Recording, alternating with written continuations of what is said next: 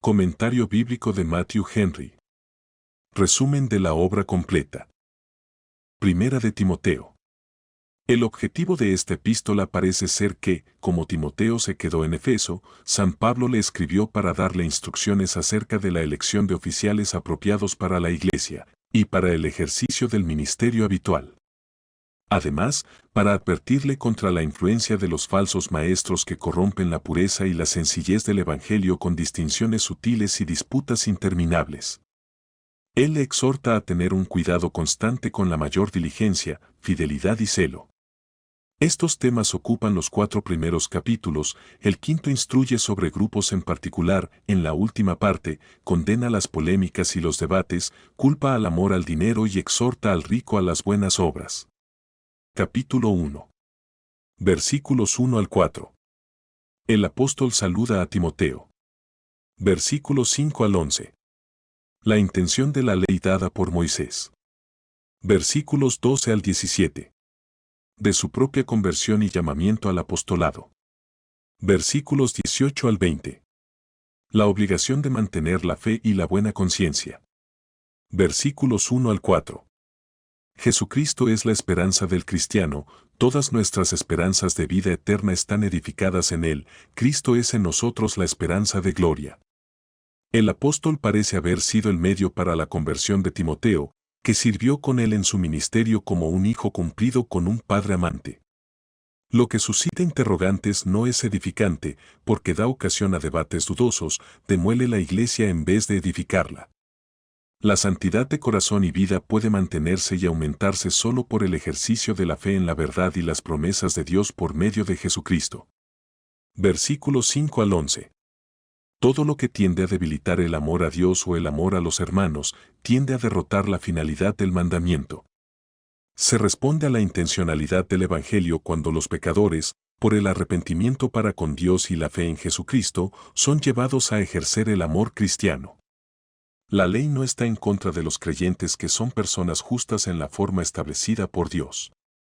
Pero a menos que seamos hechos justos por la fe en Cristo, si no nos arrepentimos realmente y abandonamos el pecado, seguimos aún bajo la maldición de la ley, aún conforme al Evangelio del bendito Dios, y somos ineptos para participar de la santa dicha del cielo.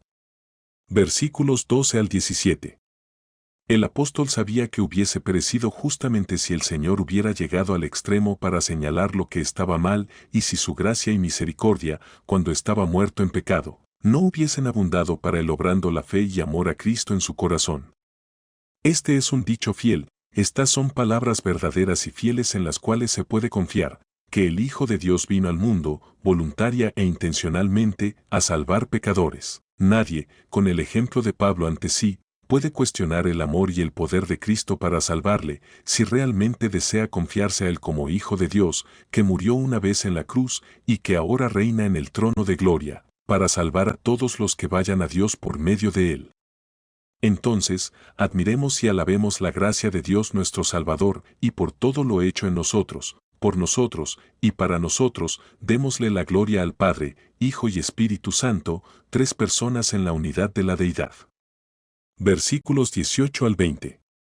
El ministerio es una guerra contra el pecado y contra Satanás, la cual es librada bajo el mando del Señor Jesús, que es el capitán de nuestra salvación. Las buenas esperanzas que otras personas hayan tenido de nosotros deben instarnos a cumplir el deber. Seamos rectos en nuestra conducta en todas las cosas. La intención de las censuras más elevadas de la iglesia primitiva fue prevenir más el pecado y reclamar al pecador. Todos los que estén tentados a eliminar la buena conciencia y a abusar del Evangelio, recuerden también que este fue el camino al naufragio en la fe. Capítulo 2. Versículos 1 al 7. Se debe orar por todas las personas, puesto que la gracia del Evangelio no establece diferencias de rangos o posiciones. Versículos 8 al 15. Cómo deben comportarse hombres y mujeres en su vida religiosa y en la corriente. Versículos 1 al 7. Los discípulos de Cristo deben ser gente que ora, todos, sin distinguir nación, secta, rango o partido. Nuestro deber de cristianos está resumido en 2 palabras: piedad, esto es, la adoración justa de Dios, y honestidad, esto es, buena conducta para con todos los hombres. Estas deben ir unidas. No somos verdaderamente honestos si no somos piadosos y no rendimos a Dios lo que le es debido. No somos verdaderamente piadosos si no somos honestos. Debemos abundar en lo que es aceptable ante los ojos de Dios nuestro Salvador. Hay un solo mediador y ese mediador se dio como rescate por todos. Esta designación fue hecha para beneficio de los judíos y los gentiles de toda nación, para que todos los que lo quieran puedan ir por este camino al trono de la misericordia del Dios que perdona, a buscar reconciliación con Él. El pecado había puesto enemistad entre Dios y nosotros. Jesucristo es el mediador que hace la paz. Él es el rescate que iba a ser conocido en el tiempo establecido. En la época del Antiguo Testamento se habló de sus sufrimientos y de la gloria que seguiría, como de cosas que serían reveladas en los últimos tiempos. Los que son salvados deben llegar al conocimiento de la verdad, porque ese es el camino designado por Dios para salvar pecadores. Si no conocemos la verdad no podemos ser gobernados por ella. Versículos 8 al 15. En los tiempos del Evangelio la oración no debe limitarse a una casa de oración en particular, pero los hombres deben orar en todas partes. Debemos orar en nuestros cuartos, orar en nuestras familias, orar cuando comemos, orar cuando viajamos y orar en las asambleas solemnes, sean públicas o privadas. Debemos orar con amor, sin ira ni contienda, sin enojo con nadie. Debemos orar con fe, sin dudar y sin debatir. Las mujeres que profesan la religión cristiana deben ser modestas para vestirse, sin demostrar un estilo inadecuadamente elegante u ostentoso o de alto costo. Las buenas obras son el mejor adorno, porque según el criterio de Dios, son de elevado precio. La modestia y la limpieza deben tomarse más en cuenta que la elegancia y la moda en cuanto a la ropa. Sería bueno que las que profesan una piedad seria estén totalmente libres de vanidad para vestirse. Deben gastar más tiempo y dinero en socorrer al pobre y al angustiado que en adornarse ellas mismas y sus hijos. Hacer esto en una forma inadecuada para su rango en la vida y su profesión de piedad es pecaminoso. Estas no son fruslerías, sino mandatos divinos. Los mejores adornos para quienes profesan la piedad son las buenas obras. Según San Pablo, no se permite que las mujeres enseñen públicamente en la iglesia, porque enseñar es un oficio de autoridad. Pero las buenas mujeres pueden y deben enseñar los principios de la religión verdadera a sus hijos en casa. Además, las mujeres no deben pensar que están excusadas de aprender lo necesario para la salvación, aunque no deben usurpar la autoridad.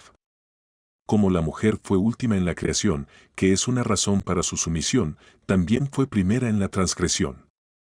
Pero aquí hay una palabra de consuelo, que las que permanezcan en modestia serán salvas al tener hijos, o con tener hijos, por el Mesías que nació de una mujer. La tristeza especial a que está sometido el sexo femenino debe hacer que los hombres ejerzan su autoridad con mucha gentileza, ternura y afecto. Capítulo 3. Versículos 1 al 7. Las cualidades y la conducta de los obispos del Evangelio. Versículos 8 al 13. De los diáconos y sus esposas. Versículos 14 al 16. La razón para escribir sobre estos y otros asuntos de la Iglesia. Versículos 1 al 7.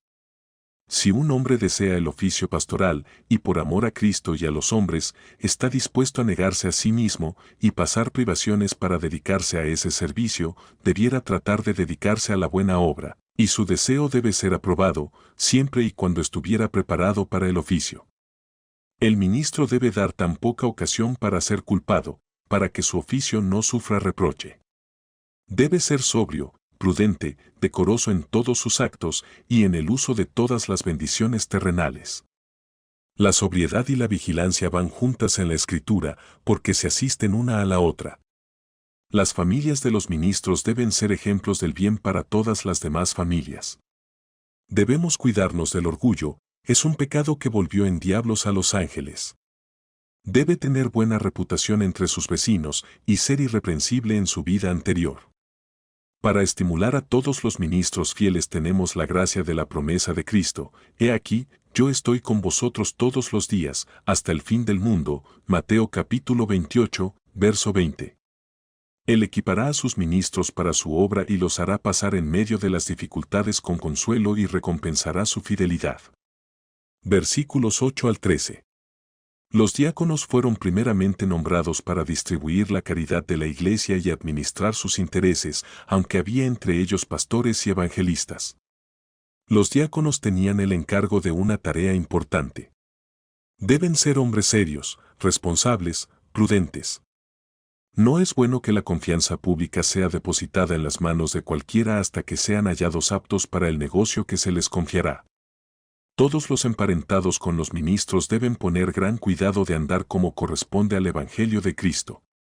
Versículos 14 al 16. La iglesia es la casa de Dios, Él habita ahí.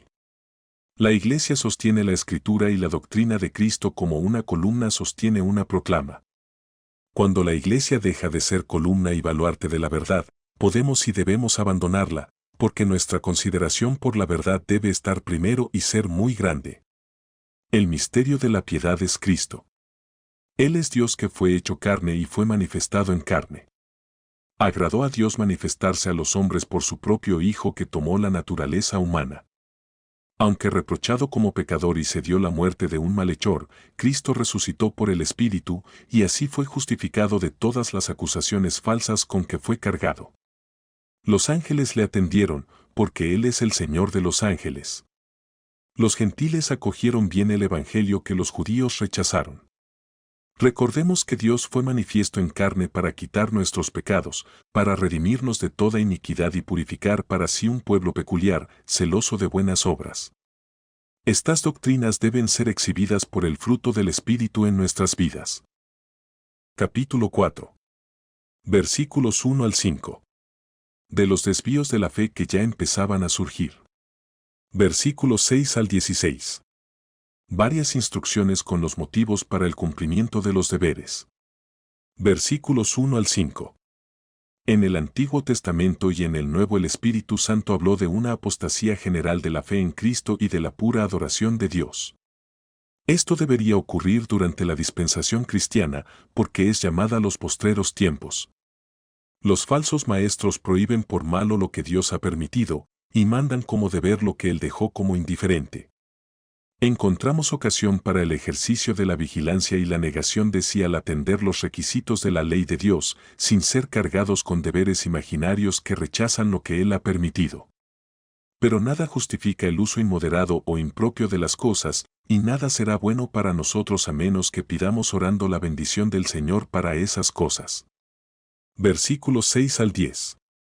Poco aprovechan los actos externos de abnegación.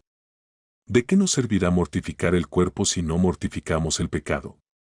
No puede servir de gran cosa la diligencia aplicada a las cosas puramente exteriores. El provecho de la piedad radica en gran parte en la promesa, y las promesas para la gente piadosa se relacionan parcialmente con la vida presente, pero especialmente con la vida venidera, aunque perdamos por Cristo, no perderemos para Él. Si Cristo es el Salvador de todos los hombres, entonces será, mucho más quien recompensa de quienes le buscan y sirven, Él proveerá bien para quienes Él haya hecho nuevas criaturas. Versículos 11 al 16. No debe despreciarse la juventud de los hombres si ellos se abstienen de vanidades y necedades.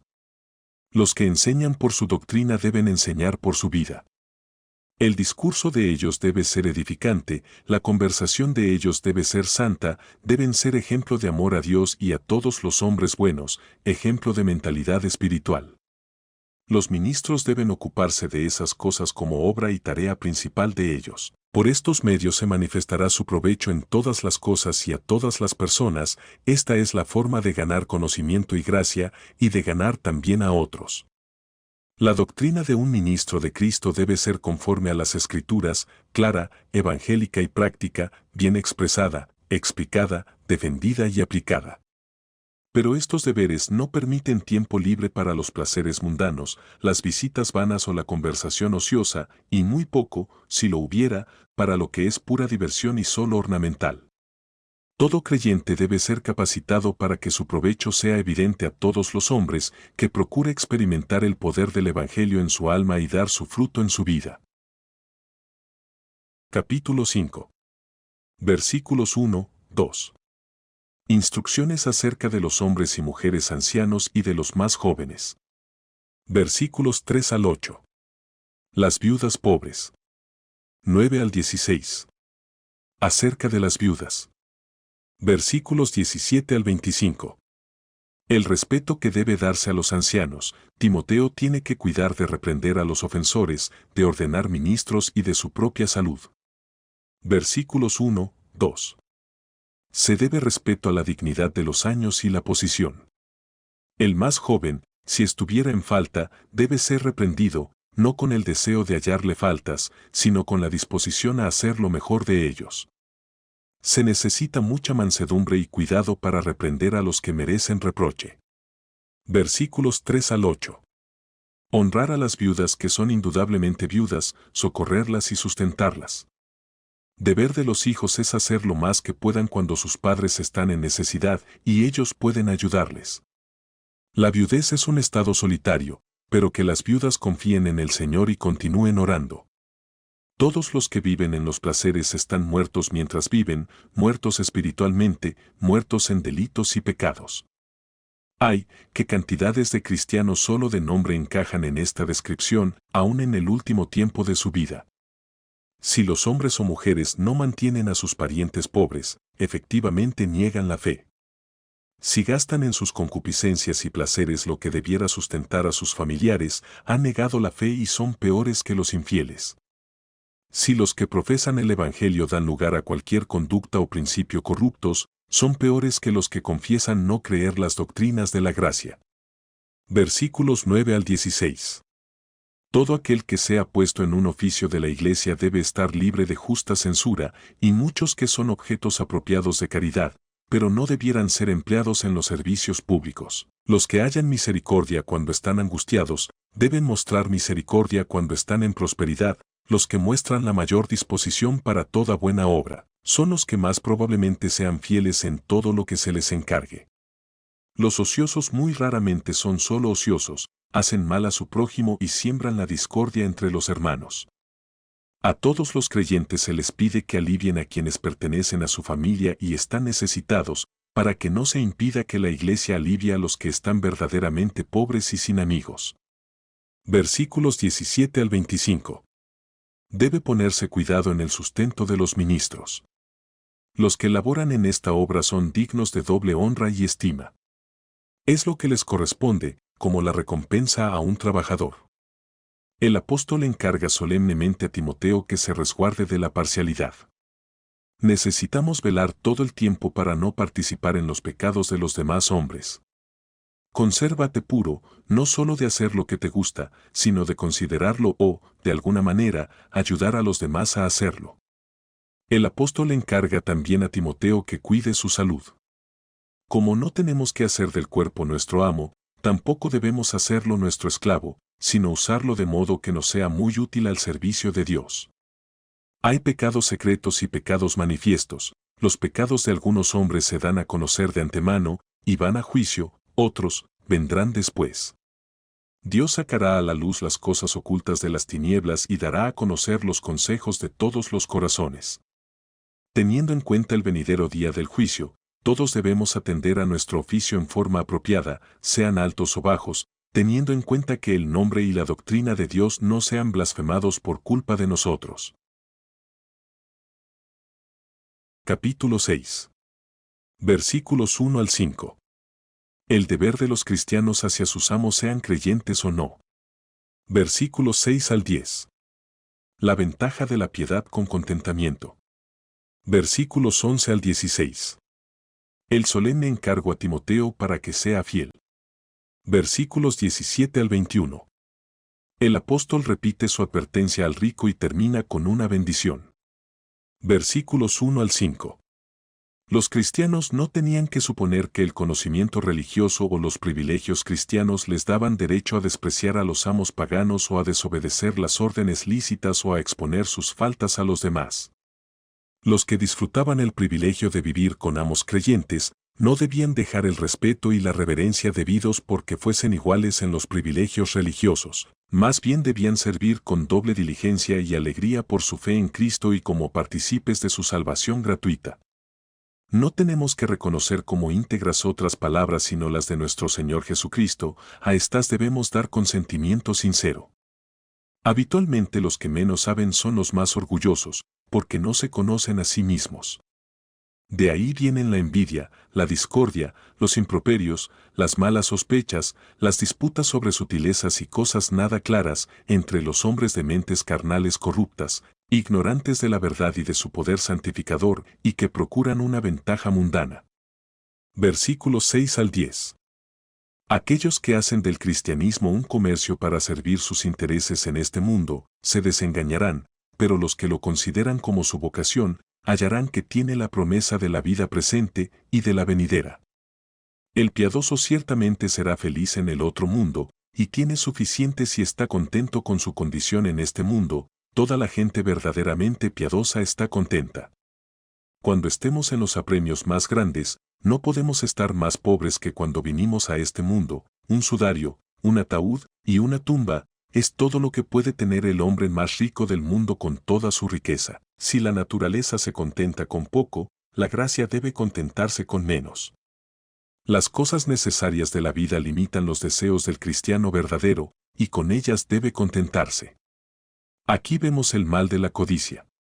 No se dice que son ricos, sino los que quieren enriquecerse, los que depositan su felicidad en la riqueza y están ansiosos y decididos a obtenerla. Los que son así dan a Satanás la oportunidad para tentarlos, guiándolos a usar medios deshonestos y malas costumbres para aumentar sus ganancias. Además, los guía a tantas ocupaciones y a tal prisa de los negocios que no dejan tiempo ni inclinación para la religión espiritual, los guía a conexiones que los llevan al pecado y la necedad. ¿A qué pecado son llevados los hombres por amor al dinero? La gente puede tener dinero y no amarlo, pero si lo aman esto los empujará a todo mal. Toda clase de iniquidad y vicio, de una u otra forma, nacen del amor al dinero. No podemos mirar alrededor sin notar muchas pruebas de esto, especialmente en una época de prosperidad material, grandes gastos y profesión relajada. Versículos 11 al 16. No conviene a los hombres, en especial a los hombres de Dios, poner el corazón en las cosas de este mundo. Los hombres de Dios deben sentirse transportados con las cosas de Dios. Debe tener un conflicto con la corrupción, con las tentaciones y con las potestades de las tinieblas. La vida eterna es la corona propuesta para estimularnos. Somos llamados a aferrarnos a eso. Debe señalarse especialmente al rico cuáles son los peligros y deberes relacionados con el uso apropiado de la riqueza, pero ¿quién puede tener esta clase de encargo sin estar, él mismo, por encima del amor a las cosas que puede comprar la riqueza? La manifestación de Cristo es segura, pero no nos corresponde saber la fecha. Los ojos mortales no toleran el resplandor de la gloria divina.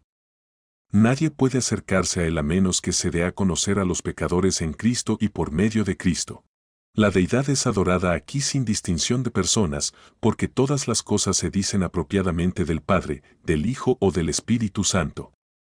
Dios nos es revelado solo en la naturaleza humana de Cristo y a través de ella, como el unigénito Hijo del Padre. Versículos 17 al 21. Ser rico en este mundo es totalmente diferente de ser rico para con Dios. Nada es más incierto que la riqueza mundanal.